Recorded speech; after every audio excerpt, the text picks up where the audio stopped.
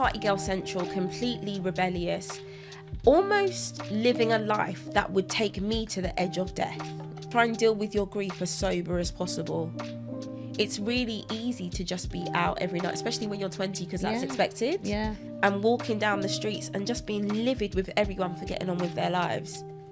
So you had anger. So much. Yeah. I was like, how dare you just happily make this coffee? So many friends held me up in that moment.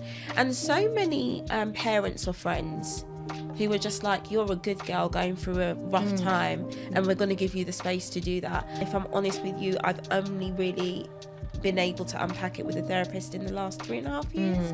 And that's because I can afford to do that. I think young people need to be encouraged, number one, to talk about their feelings and also to sit in them, to be bombarded with images of just getting over things and being inspired and motivated.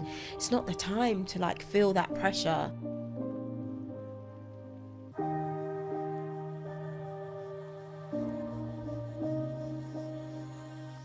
So I am joined by the amazing Candice Brathwaite, best-selling author and social media famous, actually, aren't you? A bit, yeah. Oh, a bit. Look at you being all humble. Just a bit. It's lovely, and thank you for joining me. So you're a very famous author now, and have you always wanted to be an author? Yeah, since I was a little girl. So about 5-6 years old, I made that decision. Feels like it took an awful long time to get there, but it was always the dream, yeah. And when did the dream come true? In 2020 is when my first book was published. So it was a long time. Obviously, you know why we're here. Yeah. And we're discussing, you know, grief and how you deal with it. And very, very sadly, at a very young age, your father passed away. Yeah, I was 20 when he died. And it was really quick. I often say one of my biggest like envies are people that have like a lead time to someone dying. Maybe an illness, or, you know, you've got a couple of weeks to like close some things off. I spoke to Dad on Wednesday. I was living in Italy at the time as a au pair. And I messaged him on Wednesday. He was like, yeah, I'm full of cold, but, you know, I'll speak to you soon. Then on Friday morning, I sat down at a big back computer. I'm sure a lot of younger people listening to this won't remember what that is, trying to upload photos to send to him. I sent him the photos, and about 2 hours later, I didn't have a response. And all my spidey senses went up. He lived with the phone in his hand. Really? I was like, 2 hours? Oh. Then I checked my emails, and my inbox was being flooded with messages from his work colleagues. So then I email my dad and I go, I think your work inbox has been spammed because all of your colleagues are going, call me now. Hi, it's urgent, call me now. And I'm like, that's... To you? To me. Oh. And I was like, yeah, I think you guys have been spammed. Sorry to interrupt. So were you the only family? So no, I'm his only daughter. Right. I've got other siblings on my mum's side, but I'm my dad's only child. Okay. And so I just thought, this is really odd. I emailed him, and I promise you, in between emailing him, picking up the phone to call my maternal grandmother, I already knew. I was like, I think this guy's dead. And even my grandmother was like, you sound so insane. But I was like, I can't remember his house number. Help me, check your diary. She took ages because she had to find her glasses.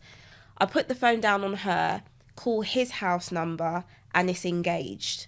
I've lost the plot now. No one calls my dad. That phone's really? never busy. No one uses that line.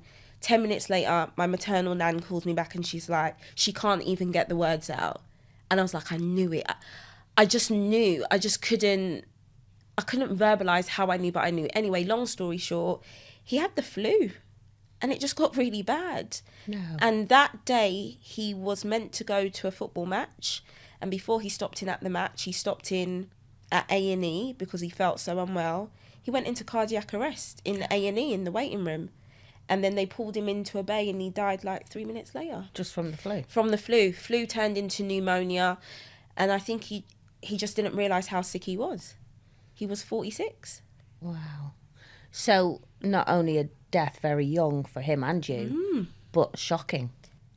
How did you... What was your initial feeling? I think I remember I broke some chairs in my host family's house. They were really lovely about it though.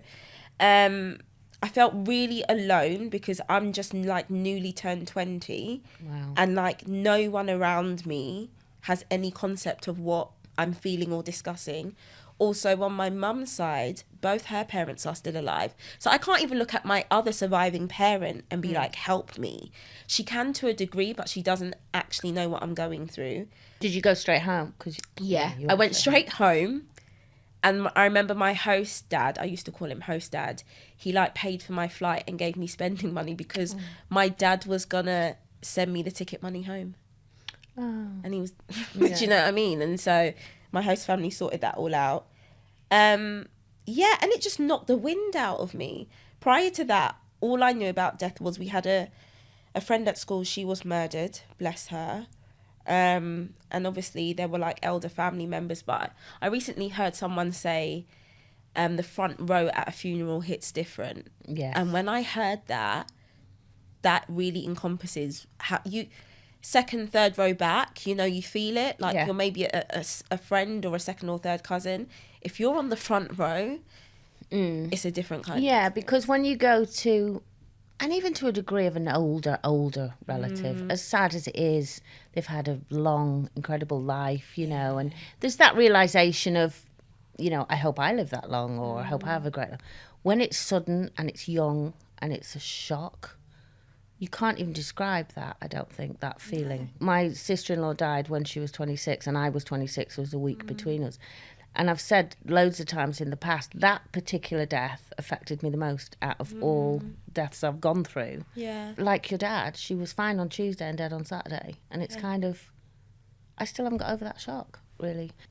And do you feel do you ever, like we're talking about it now, does that shock hit you again? Yeah. I'll never, ever get over it. I think it'll be 13 years next week. And I will and on top of that, my first child, my daughter, is born on the day my dad died. Wow. So now I've just got this amalgamation of feelings where I'm like, I'm so grateful for you, child, but it's very fraught to energy. And Do you not get comfort from that, maybe? a bit. I do feel a bit like a gift. I am one of those people, but I do feel like my dad is like, I don't continuously want you to view this as sorrowful. Here is this wonderful child who, and both my children speak about my dad as if they know him. It's very strange. And, so as a 20-year-old, how do you move on from that? Did you go off the rail? You know, like off the rails. Did you? Oh my gosh, party girl central. You couldn't as stop your me. way of coping, do you think? Defo. Party girl central, completely rebellious, almost living a life that would take me to the edge of death. Really? Like really putting myself in some dangerous situations, really not caring. Also now trying to move through a world at a time. You know, you've got the teen years. Early 20s is really hard to be without certain figures in your life, especially because my dad and I were like that. Like I'm a Super daddy's close, girl, and I'm a granddaddy's girl. Like I'm a boy girl. You know what I mean? Yeah. I'm that kind of person. And so to not have my person, I remember like coming back to England and walking down the streets and just being livid with everyone for getting on with their lives. So you had anger. So much. Yeah. I was like, how dare you just happily make this coffee? Do you have any idea what I'm going through?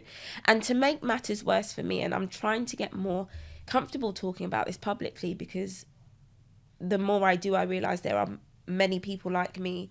The situation was made tremendously difficult because my dad at the time had a wife who made the situation difficult. Oh, really? Yeah, really difficult. And so I think... So a stepmom. Yeah. Why was that difficult? It was difficult because she really wanted to have kids with my dad and they couldn't. And I think I was always viewed as like, that's a bit annoying. Like you've got this one kid that you dote on. They really wanted to have kids. And so there was this really bad energy, which then meant that I've got nothing of my dad's. I don't have a shirt. I've got nothing. And I remember his colleagues being gracious enough to give me the space to come and clear out his office, because so many of them knew that that relationship was fraught, and that I don't even know where my dad's remains are. Really? So you didn't have that moment not a brass farthing, and I think that now makes. And you've never spoken to her about it? Never. That's how painful it is. I worry about the kind of person I'll become if I open that box again. If you let that anger out. Oh my gosh. So what help did you get? Did you get help? Where did your help come from? Where did your strength come from? A lot of friends, which is weird because we were all the same age, but so many friends held me up in that moment. And so many parents or friends who were just like, you're a good girl going through a rough time, and we're going to give you the space to do that. I would say, interestingly, not necessarily immediate family, because so many people around me were so used to death in one capacity or another, and it was very much like, this is natural, you need to get on with it, life goes on with it, that old statement. You need to get on with it, life goes on. And I'm like, yeah, says you whose mum died at 96. Yeah. Do you know what I mean? Of course life went on for you. Yeah, you're still sad, but that's what I was saying. Yeah. That's sad, but do you know that's what I time. mean? And it says you who's got 5 other siblings or 8 other siblings, from this not having a sibling from my dad cuts really deep. It cuts so deep that it's very I think it's one of the only reasons I got 2 kids. Because I remember looking at my husband being like, I can't have one child and then being left with the feeling I was left with. That cannot happen. There has to be someone they share that pain with, because that pain could kill them. And I want them, if life plays out the way we would like it to, I want them to be able to turn to a sibling and be like, you get this, right? You get it. But the thing with grief is, they might get it, but they might grieve completely differently. One might do what you did and go off the rails a bit, and the other one doesn't leave the house. Yeah. And that's where the fallout can happen, I think, because no one understands another person's grief. No. And I think that's what needs to be talked about. Yeah. We can't judge each other's grief. We have to deal with things individually. Yeah. But I just think for someone who's 20 years old, for that to happen so shockingly and so sudden must have had such a massive impact on your life. Huge. And in some ways now, like I said, it's been almost 13 years, it's had a really positive impact on my life. And I hate to say that, because sometimes I feel like I'll be judged for that. But I now have created a life that I have no doubt wouldn't exist if my dad were alive, because I ultimately realised I was doing so much to please him. Daddy's girl, make daddy happy, make these decisions, And having someone taken out of the chat so early, and you did everything to live up to their expectations, it allows you to really get in tune with yourself. And I'm like... So do you think in that case that if that hadn't have happened, you might not be the successful author that you are now? No, I'd be a really sad, tired lawyer.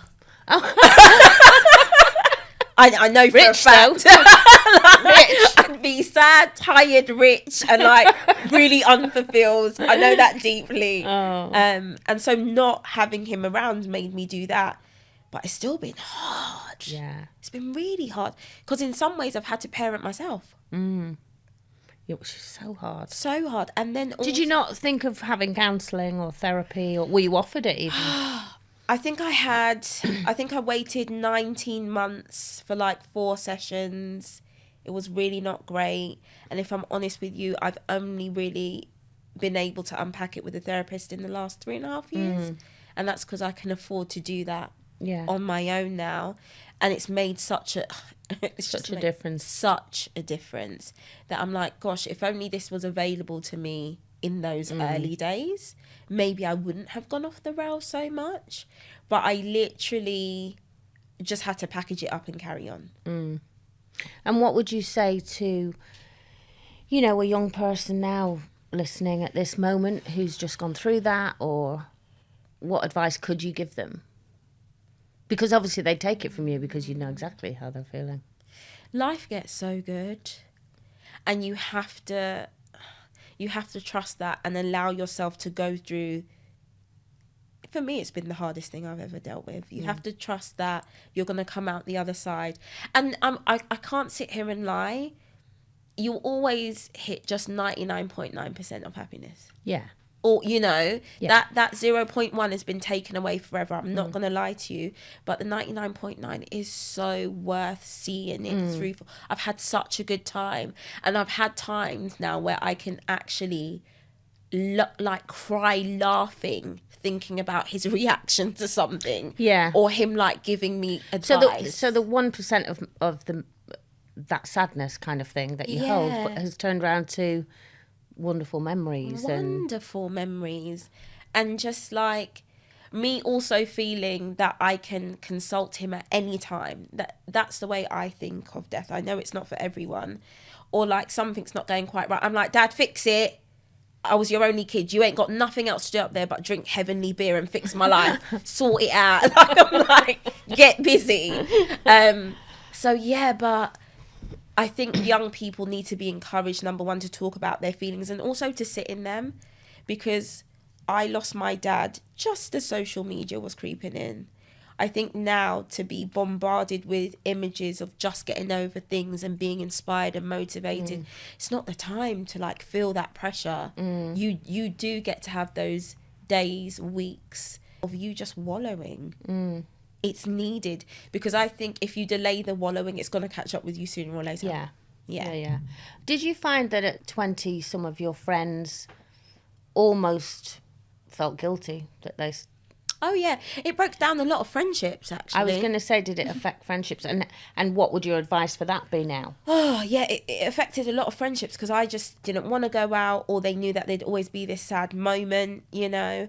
I would say And they now, had parents.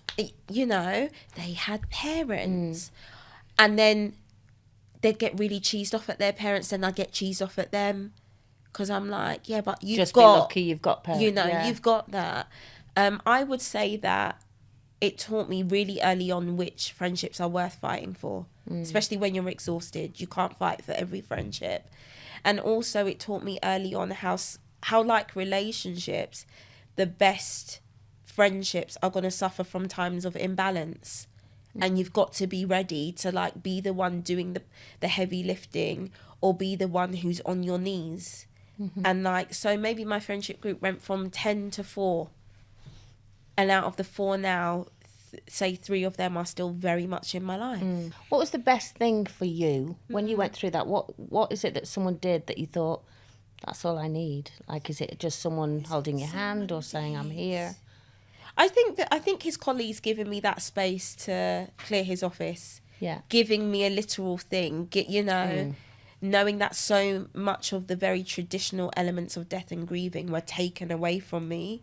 Having that space or that moment was definitely huge for me. And I think for those that do, rightfully so, have access to those traditional moments, beyond that, it's just being given the time and the space to actually act a fool. Because so many points of grief, you're just going to look crazy. You look crazy. Yeah. And I just... Well, especially at 20.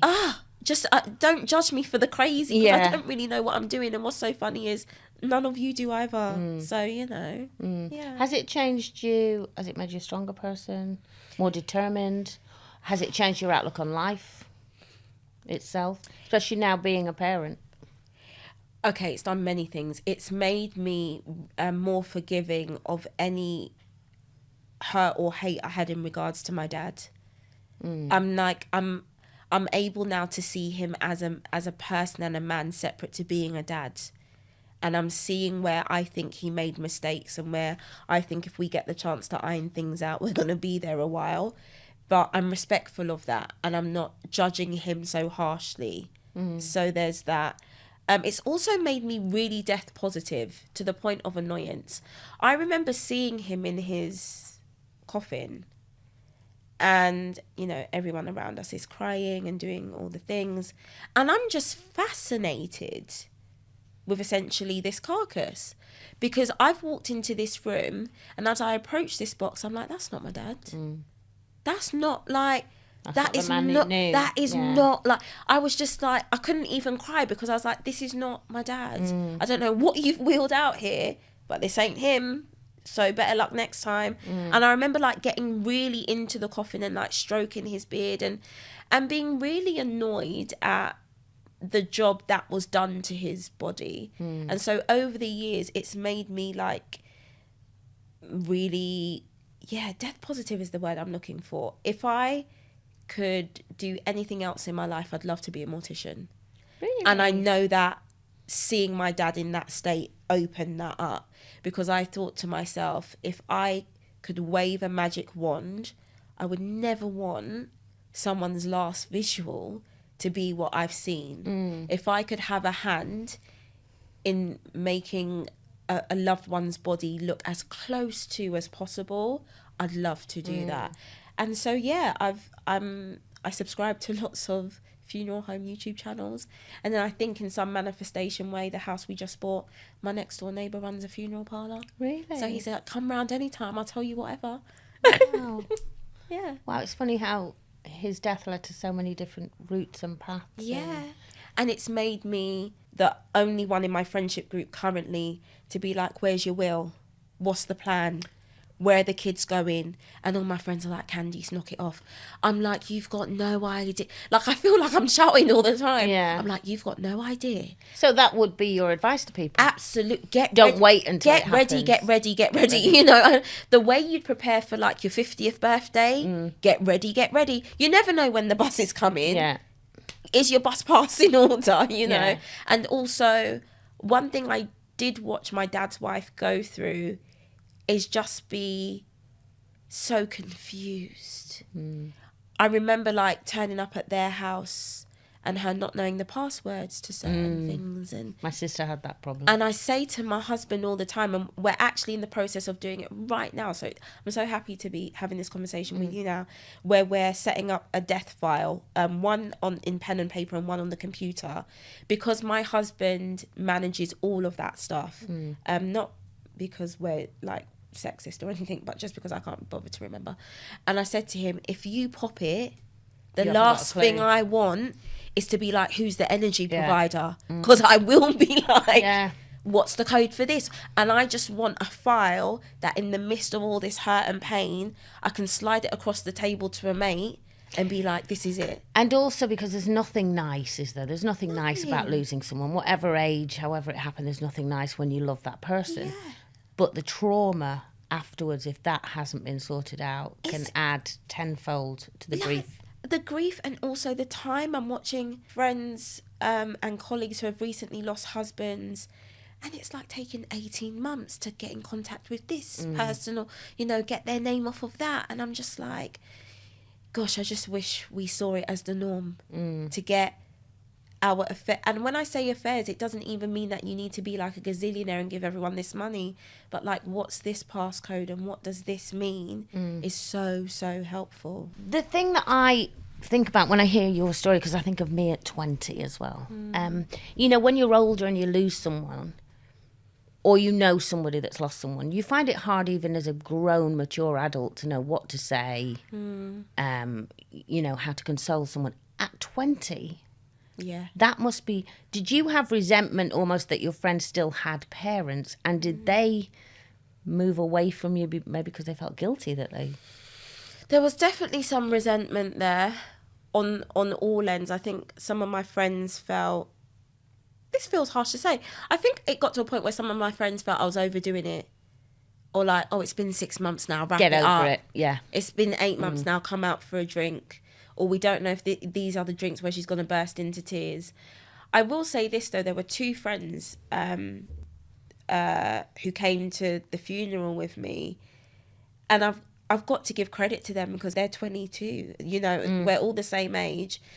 And they have, like, pulled out their Sunday best. And they're like, no. We're coming. Like, and they're flanking me either side. And I just think also, as hard as it is to be that young and suffer that shock so unexpectedly, there are some 20-year-olds that are just so strong and so ready to try and support you in any way. But yeah, on the whole, it was really tough because there were 40-year-olds who didn't know what to say. Well, we've had people cross the street. Yeah. You know, move on the other side of the street. And like my sister was saying in the one I did with her, she was saying, I said, what do people say? And she said, come up and say, I don't know what to say. Yeah. But don't ignore it. And what's so and not funny speak is- to me again because my husband's died or And in the- your case, your and the dad's thing is, died. what's so funny at those periods when no one knew what to say, sometimes I just wanted to talk about something completely different anyway. But they didn't invite conversation because they thought I was just going to offload my grief on them. When you did go out partying or whatever, did you have guilt about that? Like, I shouldn't be partying, or am I meant to be staying at home? For a really long time, I had guilt, so much guilt. When I had my kids, my first child, I just felt guilty for then also creating the milestones that he was now missing. Even though that's so silly, it's like your life has to go on. But I was like, he's not here for this, and he's not here on my wedding day. He's not, like, 20 again is so young. Nothing major apart from my 18th birthday had happened. Do you feel people, when you lost him at such a young age, do you feel when you were going out and partying that maybe people, they probably weren't, but did you feel people were judging you? Or worried, like, is she not acknowledging it because she's out partying? Definitely she's gone to worried. A club or, Definitely worried. Because I feel looking back, I went too much that way. And, like, I was just constantly hammered. Yeah. Like, for maybe at least 18 months, 2 years. And was there a turning point at the end of that 2 years where you thought, I need to stop this because this is why I'm doing it, and now it's a bit out of control, so I need to pull it back? I think it was even more than that, because I don't think I really pulled up my socks till I met my husband. And that was when I was like 25. Okay. And I recently spoke to an ex-boyfriend who I'd split up with before Dad died, but knew me well enough. And this was only a couple of weeks ago. He was like, I'm so happy you made it through that period alive. Because he was like, there were so many of us watching you, thinking that your funeral was next. He'd never said that. And literally, he just said that a couple of weeks ago. He was like, I'm so happy to see you living life so well because you had us scared for a bit. Did anyone try and tell you? My granddad, and I've got to give granddad credit, and it's my maternal granddad. My maternal granddad and my dad had a very, very close bond because my maternal granddad raised me. He was very violently mugged, leaving him blind in one eye. So he was deemed as unfit for work. And when my mum wanted to return to work, he was like, I'm going to raise Candice, you go back to work. And so my dad was quote unquote a weekend dad because my mum and dad split up quite early. And like they do the handovers and talk about my education. And if there's anyone that felt my dad's death nearly as much as me, it was definitely my granddad. It was my granddad that took me to see my dad at the Chapel of Rest. And I quite literally had to peel my granddad off my dad.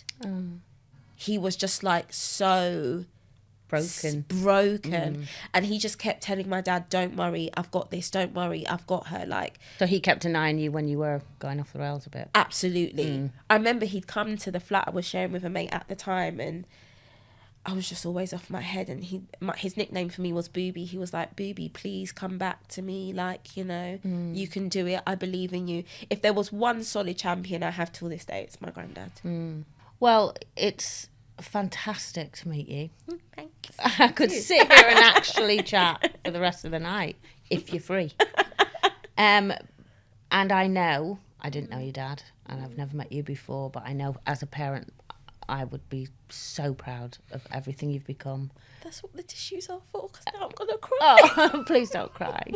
That's normally when I sing. Please don't cry. I mean, I can end it on a song. It's such a pleasure to meet you. Good luck with everything you do. And just before we go, I mean, people might be not watching this online, just listening to it. But for the ones that are watching it, can you please show them your shoes? Oh, yeah. Shoe cam. Dad would be proud of that. Whoa. Wow. I'm so envious. Thank you so much, Candice. Thank you. Good luck with everything. Thank you. Well, I'm joined now by Lucy Dennis, who is the project manager for Cruise Bereavement. So you are the person that's looking for new ways for community support and things like that. Yeah, so we're running a project called the Connecting Communities Project, and we're looking at how communities can better support each other following a bereavement, because counselling isn't always necessarily the thing that people need most. So we're looking at how we as a society can do more just to make sure that support is in place when people do need it. So will that be encouraging the general public in the community to go around and maybe check on someone who's just lost a husband or a wife? Or So looking at sort of how do we signpost to local support as opposed to sending people straight to the therapy route where waiting lists are growing and people are finding that they don't have access to the support when That's they the need thing, it isn't it? most. I think people, because there is a waiting list. Yeah, absolutely. And I think people are giving up on that and then feel a bit lost. Absolutely, and it's so isolating, grief anyway, and so if we can signpost people to books or podcasts that people can find, you know, they resonate with, or if we can start grief cafes in communities so that people can connect and have that shared experience, then we're hoping that will really help kind of, you know, close the gap for the people who are needing support. And I was listening to Candice earlier on, and I realised actually I was listening to her podcast, one that she did called The Grief Cast. And it was one of the things that I did every day as a ritual. I would go out on a walk and listen to a podcast where somebody would be talking about their experience of grief, and I would find, you know, resonation in those stories. So. Because I think that's the thing with grief, isn't it? Sometimes you just feel so alone in it. Absolutely. And that no one understands. And you feel like you're going mad. Yeah. Like all of these feelings are so new, they're so fresh. And so actually hearing somebody else say, oh, I haven't been able to sleep, or I really struggled with eating, or I felt angry today. I felt really angry when somebody said about Father's Day, I didn't want to talk about it. You know, knowing that those feelings are okay to have was really good. Yeah. So from your own experience, I've got them written down because they're important, these messages. Okay. So from your own experience, what are the top 5 things that people need the most support with when they lose a loved one, do you think? I mean, grief is incredibly unique, so everybody will need slightly different things. But I think for me, one of the key things was having people to listen, for people to hold space. You know, we're notoriously bad at actually realising we don't have to fix every problem. And with grief, you can't fix problems. Like, you know, grief is not fixable. And so we're quite used to trying to fill space and put in our own kind of connections with people, but actually just being able to hold space for people to sit in those uncomfortable positions and just listen and, you know, make sure there's space for people to talk about their loved ones that they've lost. I think having signposted to, you know, books, podcasts, websites, things like that to find, you know, things that resonate. There's lots of peer support groups, especially lots of online ones since the pandemic, which can be really great for meeting people with shared experiences. But I think a lot of the time it's just being patient. It's making sure that, you know, people have the time to recognise that grief doesn't go away overnight. You know, it doesn't actually go away at all in our lifetimes. It just changes shape and it changes as we grow around it. But actually just having the knowledge that it's okay to carry it with you and that it will change over time is really powerful. Yeah, that's amazing. Do you have any specific advice for someone who is young and who may be coming to terms with a loved one dying, as we just spoke to Candice? You know, 20 is so young, isn't it? It is, yeah. And I think with Candice's experience as well, she had a really complicated death where she was away and it was very sudden and she had that lack of closure. Yeah. And that can be even more difficult to manage because when you don't have that closure, you live on that last conversation that you had with that person. And with Candice's experience as well, you know, she spoke about that difficult relationship that was left behind with her stepmom. And that also adds another layer of complication to her grief because she doesn't have that closure that you'd naturally have. And so when you're young, it's very hard. You're quite often, you know, I found going back to work was really difficult, and I was meant to be kind of in my prime years of climbing the career ladder and trying to succeed, and it can be really, really difficult and very isolating because it's not a huge amount of other people who will have experienced the same loss at a young age. But I think for the most useful thing when you're that young is to try and find the people who have experienced that loss. I found accessing peer support was really useful, and I went through an organisation called Let's Talk About Loss. They have groups all over the UK, and they're for 18 to 35-year-olds. So it is, you know, young people online? connecting. Yeah, they have online and in-person meetups across the country. Obviously, during the pandemic, we were all online, but I met my best friend through there, and she had lost both of her parents by the time that she was 24. And then I found different podcasts and then kind of different pages following lots of different people who are grief influencers, for a lack of a better word. And I guess at such a young age, understanding different forms of grief, because some days I guess you wake up incredibly sad and other days you wake up incredibly angry with the whole world. Well, like you said, your sister has duvet days. Yeah, I think, actually recognising that those duvet days happen, and they might happen for the rest of your life, and that's okay. And also, when you make space, I think this is what your sister was saying as well, you can't just keep going. Grief isn't one of those things which you can carry all of the time with you. Making space for it, giving it time, making sure you can lay in bed, have a big cry. Acknowledging it, basically. Yeah, absolutely. And doing that will help you get through those other days. The hard days will be there, but, there will be better days if you can just give it space. I feel sometimes when you're grieving and people are coming up to you, it's almost like you apologise for grieving. Yeah, absolutely. Because you're made to feel that you're being a bit weak. Yeah. It's like Candice said, there was people that came up after 6 months and went, come on, it's been 6 months now. Get over it. And you have this constant feeling of weakness. Yeah, and at Cruise we really try and emphasise the fact that there is no right way to grieve, and that's because it changes rapidly. And also every grief will be different. The grief that I had for my dad is very, very different to the grief that I had for my uncle. You know, no two experiences will be the same, and when my mum goes, it'll be different again. So returning to work after a bereavement, that is a difficult one, isn't it, to navigate? Can you offer any advice on how to manage that? Yeah, I mean, it is really difficult. And I think, it's made increasingly difficult in the UK because we don't have policies in place around what employers have to entitle you to. So at the moment, there's one law which is called Jack's Law, and that protects parents who have lost a child under the age of 18 and to entitle them for 2 weeks off paid leave. But actually for no other type of loss that is in place. And so you could go to an employer and they could give you 2 days off, and you could go to someone and they could say, no, we'll pull your contract if you have any time off. But if you are returning to work, I think, there's some really key things that you can do to make it easier for yourself. Talking to your manager, try and be as honest as you can with them about your requirements. Explain to them any physical side effects that you might be having from your grief. For me, I had anxiety and I was really struggling with sleeping, and so returning to work was slightly different. I needed more flexible hours. I needed to be able to take a step away when I was having panic attacks. It was really good for my manager to know that. Explaining that I was now caring for my mum because my dad had died was really important, and we were also having to deal with a lot of the kind of death admin that was hanging over from his death.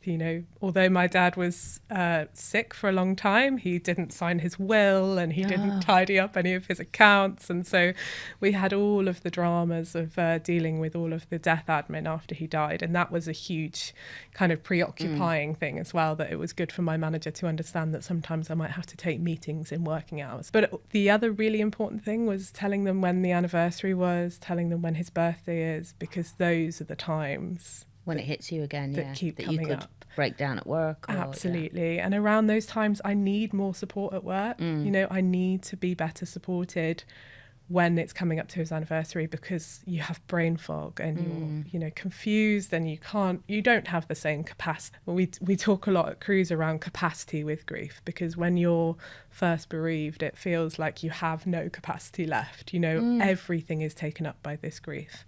And over time, your world does continue, and your life continues around it, and your grief might stay the same size and take up that same kind of hole in your heart, but actually your life continues to grow around it, and you have more capacity. But when you come up to the anniversaries, that's when that capacity feels really tight again. So it's just really good to be honest with employers about what you need during that time. And also a shout out to employers to be a little bit more understanding of that. Absolutely, yeah. There's some amazing resources out there. Cruise have some brilliant training courses that people can, that employers can have, in terms of making sure their managers are really well equipped to deal with grief in the workplace. And it's something that's really, something that we need to start addressing. COVID was a huge impact on employers, and we've seen a lot of wellbeing programs coming up. Let's start thinking about what bereavement looks like within those wellbeing programs as well. Lucy, thank you so much for all your advice. Thank you for joining. Thank you very much. Lovely to meet you. Nice to meet you. This podcast is a Reach production brought to you by Co-op Funeral Care. Together, no one has to deal with bereavement alone.